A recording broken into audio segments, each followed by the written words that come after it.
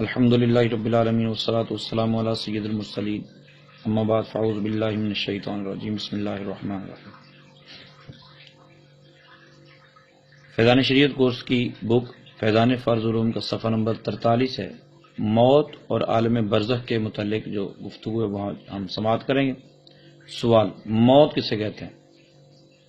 ہم سمجھتے ہیں کہ موت کا مطلب یہ ہے کہ بالکل ختم ہو جانا، فنا ہو جانا۔ جواب: ہر شخص کی جتنی زندگی مقرر ہے اس میں نہ زیادتی ہو سکتی ہے نہ کمی۔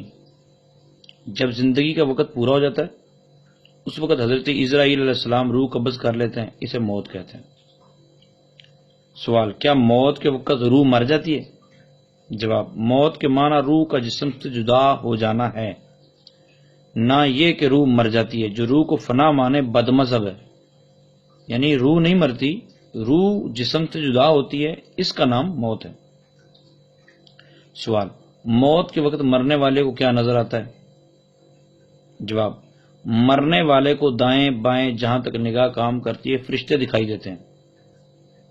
مسلمان کے آس پاس رحمت کے فرشتے ہوتے ہیں اور کافر کے دائیں بائیں عذاب کے فرشتے۔ اس وقت ہر شخص پر اسلام کی حقانیت آفتاب سے زیادہ روشن ہو جاتی ہے، مگر اس وقت کا ایمان معتبر نہیں، اس لیے حکم ایمان بالغیب کا ہے، کیونکہ ایمان بالغیب کا حکم دیا گیا نا، اور اب غیب نہیں رہا بلکہ یہ چیزیں مشاہد ہو گئی، یعنی سب کچھ سامنے آ گیا۔ سوال: کیا مرنے کے بعد روح کا تعلق بدن انسانی سے رہتا ہے؟ جی ہاں، مرنے کے بعد بھی روح کا تعلق بدن انسانی کے ساتھ باقی رہتا ہے۔ اگرچہ روح بدن سے جدا ہو گئی مگر بدن پر جو گزرے گی روح ضرور اس سے آگاہ و متاثر ہوگی، جس طرح حیات دنیا میں ہوتی ہے، بلکہ اس سے زائد، یعنی تعلق بڑھ جاتا ہے۔ قوت سماعت بڑھ جاتی ہے، قوت بصارت بڑھ جاتی ہے، ٹھیک ہے، قوت گویائی بڑھ جاتی ہے۔ بولتا ہے گناہ گار تو اتنے زور سے بولتا ہے کہ انسان سنے تو بے ہوش ہو جائیں، اور سماعت کا انداز یہ ہے کہ فرشتوں کی آوازیں بھی سنتا ہے، قبر کی مٹی کی آواز بھی سنتا ہے، ٹھیک ہے، اور دیکھنے کا انداز یہاں تک بڑھ جاتا ہے کہ زیر ساتوں زمین کے نیچے جہنم میں بھی دیکھتا ہے اور سات آسمان کے پار جنت میں بھی دیکھتا ہے۔ سوال: مرنے کے بعد مسلمانوں کی روحیں کہاں رہتی ہیں؟ جواب: مرنے کے بعد مسلمانوں کی روحیں حسب مرتبہ مختلف مقاموں میں رہتی ہیں۔ بعض کی قبر پر رہتی ہیں، بعض کی زمزم شریف کے کنویں میں رہتی ہیں، بعض کی آسمان و زمین کے درمیان، بعض کی پہلے دوسرے ساتویں آسمان تک، اور بعض کی آسمانوں سے بھی بلند، اور بعض کی روحیں زیر عرش قندیلوں میں، اور بعض کی اعلیٰ علیین یعنی جنت کے بلند و بالا مکانات میں۔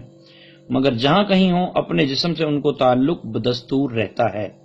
جو کوئی قبر پہ آئے اسے دیکھتے پہچانتے اس کی بات سنتے ہیں، بلکہ روح کا دیکھنا قرب قبر ہی سے مخصوص نہیں۔ اس کی مثال حدیث پاک میں یہ فرمائیے، ایک طائر یعنی ایک پرندہ پہلے قفس میں پنجرے میں بند تھا، اب آزاد کر دیا گیا تو آزاد ہو کے پھر وہ زیادہ دیکھتا ہے۔ تفسیر ابن کثیر کے اندر باقاعدہ اس کی تفصیل موجود ہے کہ میت جو ہے وہ اپنے گھر والوں کے اعمال کو دیکھ کر خوش بھی ہوتی ہے، اچھے ہوں تو برے ہوں تو پھر پریشان بھی ہوتی ہے، اور اپنے زیارت کرنے والوں کو پہچانتی بھی۔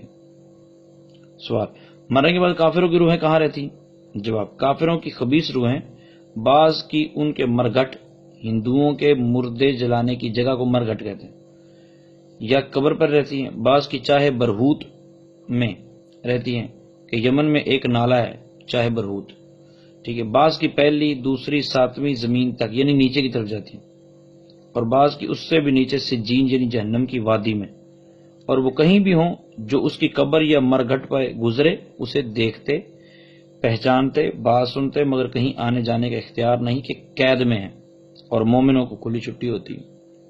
سوال: آواگون کسے کہتے ہیں اور اس کے ماننے کا کیا حکم ہے؟ جواب: یہ عقیدہ کہ روح کسی دوسرے بدن میں چلی جاتی ہے، یعنی ایک روح دوسرے بدن میں چلی جائے گی، خواہ وہ آدمی کا بدن ہو یا کسی اور جانور کا، اسے تناسخ اور آواگون کہتے ہیں۔ یہ محض باطل ہے اور اس کا ماننا کفر ہے، ٹھیک ہے۔ ہندو اکثر ساتوں جنم میں، پہلے جنم میں اس کے اندر چلی جائے گی، پھر دوسرے میں اس کے، تیسرے میں اس کے، چوتھے میں اس کے، روحیں اس طرح ایک دوسرے میں چلی جاتی، یہ عقیدہ درست نہیں ہے۔ اللہ تعالیٰ عمل کی توفیق عطا فرمائے۔ جن سوالات کے جوابات مطلب سوال سمجھ میں نہ آئے، بات سمجھ میں نہ آئے، سوال کیجئے، بلکہ اس ٹاپک سے متعلقہ اور بھی جو جنات کے متعلقہ اور بھی بات، ٹھیک ہے، یا موت کے اعلی لیجن کے متعلق اور بھی جو باتیں وہ آپ پوچھیے، انشاءاللہ اس کا جواب عرض کیا جائے گا۔